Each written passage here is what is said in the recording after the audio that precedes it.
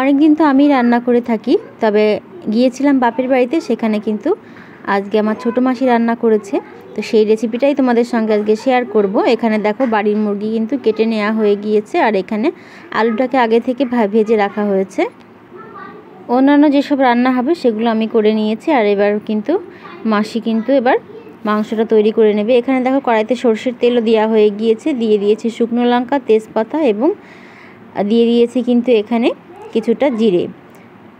এবার দিয়ে দিচ্ছে কিন্তু এখানে পেঁয়াজ কুচি। এখানে মাংসের পরিমাণটা যেহেতু একটু বেশি ছিল, তো সেই কারণে কিন্তু এখানে পেঁয়াজ কুচির পরিমাণটাও বেশ খানিকটা এখানে নিয়ে নেওয়া হয়েছে। এখানে মোটামুটি 500 মতন পেঁয়াজ এখানে ব্যবহার করা হয়েছে, আর মাংসটা 3.5 কিলো মতন এখানে মাংস ছিল। পেঁয়াজটা দেখো ভাজা হয়ে গিয়েছে, এবার কিন্তু দিয়ে দেওয়া হচ্ছে রসুন বাটা।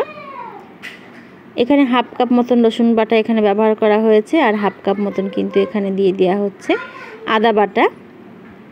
সব কিছু মশলাকে একটু ভালো করে ভেজে নেওয়া হচ্ছে। আমার এই ভিডিওটি যারা ফেসবুক থেকে দেখছো অবশ্যই তারা লাইক কমেন্ট শেয়ার করে দিও, এবং যারা ইউটিউব থেকে দেখছো, যারা এখন আমার চ্যানেলটিকে সাবস্ক্রাইব করোনি, তারা অবশ্যই আমার চ্যানেলটিকে সাবস্ক্রাইব করে একটু পাশে থেকো। এবার দিয়ে দেওয়া হয়েছে কিন্তু এখানে জিরে বাটা। মশলাটাকে কিন্তু সুন্দর করে কষিয়ে নেওয়া হচ্ছে। এবার দিয়ে দিচ্ছি কিন্তু এখানে লঙ্কা বাটা। তোমরা কিন্তু চাইলে এখানে লঙ্কা গুঁড়ো ব্যবহার করতে পারো, তো এখানে কিন্তু লঙ্কাটা আমরা বেটে ব্যবহার করেছি। মশলাটাকে কিন্তু খুব সুন্দর করে আমরা কিন্তু এখানে কষিয়ে নিচ্ছি। এবার দিয়ে দিচ্ছি কিন্তু বেশ কিছুটা হলুদ, এবং দিয়ে দেওয়া হচ্ছে কিন্তু এখানে পরিমাণ মতো নুন। মশলাকে সুন্দর করে কষানো হয়ে গিয়েছে, এবার কিন্তু দিয়ে দেওয়া হচ্ছে কেটে রাখা চিকেন। যেহেতু এটি বাড়ির মুরগি, সেই কারণে কিন্তু সমস্তটা পরিষ্কার করে কিন্তু এখানে ব্যবহার করা হয়েছে। এবার মশলা এবং মাংস দুটোই কিন্তু সুন্দর করে আমরা মিশিয়ে নিচ্ছি। তোমরা কে কীভাবে দেশি মুরগি রান্না করো তোমরা অবশ্যই কমেন্টে জানাতে পারো। আর এটা যেহেতু আমাদের বাড়িতে একটি অনুষ্ঠান ছিল, তার পরের দিনই কিন্তু এই রান্নাটা হচ্ছিল সকলের জন্য, তাই মাংসের পরিমাণটা বেশ অনেকটাই। তো তোমরা তোমাদের প্রয়োজন অনুযায়ী কিন্তু এখানে মাংসটা ব্যবহার করে নিতে পারো। আর দেশি মুরগি কিন্তু এইভাবে রান্না করলে ভীষণই সুস্বাদু হয়। দেখো বেশ কিছুক্ষণ ধরে রান্না করে নেওয়া হয়েছে, এবং মশলাটা এবং মাংসটা কিন্তু সুন্দর করে কষানো হয়ে গিয়েছে। এবার কিন্তু দিয়ে দেওয়া হচ্ছে ভেজে রাখা আলু। তোমরা চাইলে কিন্তু এখানে আলুটা বাদও দিতে পারো, যেহেতু বাড়িতে অনেক বাচ্চা কাচ্চা ছিল, সেই কারণে কিন্তু এখানে আলুটাকে ব্যবহার করা হয়েছে। আর দেশি মুরগিটা কিন্তু একটু পাতলা পাতলা ঝোল হলেই বেশি সুন্দর লাগে খেতে।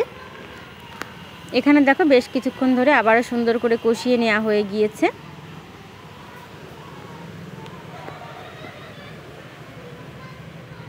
মাংসের কালারটা কিন্তু যথেষ্ট সুন্দর এসেছে, তবে এখানে কিন্তু কোনো রকম কোনো কালার ব্যবহার করা হয়নি। এবার দিয়ে দেওয়া হচ্ছে কিন্তু পরিমাণ মতন জল। যেহেতু এটা বাড়ির মুরগি, সেই কারণে কিন্তু এখানে একটু জলের পরিমাণটা একটু বেশি দিয়ে একটু বেশ কিছুক্ষণ ধরে আমরা জাল করে নেব, তাহলে কিন্তু মাংসটা অনেকটা সফট হয়ে যাবে। এবার এখানে কিছুটা হলুদ দিয়ে দেওয়া হলো। তোমরা চাইলে কিন্তু এখানে কাশ্মীরি লঙ্কার গুঁড়োটা ব্যবহার করতে পারো কালারের জন্য, তবে এখানে আমরা কোনো রকম কোনো কালার ব্যবহার করছি না। আর এখানে দিয়ে দিচ্ছি বেশ কিছুটা টমেটো সস। তোমরা চাইলে কিন্তু টমেটোটাও ব্যবহার করতে পারো, তবে টমেটো সস দিলে টেস্টটা অনেকটা ভালো আসে, সেই কারণে। আর অনেকক্ষণ জাল করে নেওয়ার পরে এবার কিন্তু আমরা নামানোর আগে দিয়ে দিচ্ছি এখানে জায়ফল, জয়িত্রী, স্টার এবং গোলমরিচ এবং বড় এলাচ বা ছোটো এলাচ সব কিছু মিশিয়ে আমরা একটা মশলা করে নিয়েছিলাম, সেই মশলার গুঁড়োই কিন্তু এখানে ব্যবহার করছি। তোমরা চাইলে কিন্তু এখানে প্লেন গরম মশলা গুঁড়ো ব্যবহার করতে পারো। ব্যাস তৈরি হয়ে গিয়েছে কিন্তু আমাদের দেশি মুরগির ঝোল। তো তোমাদের কেমন লাগলো অবশ্যই কমেন্টে জানিও। সকলকে অনেক ধন্যবাদ।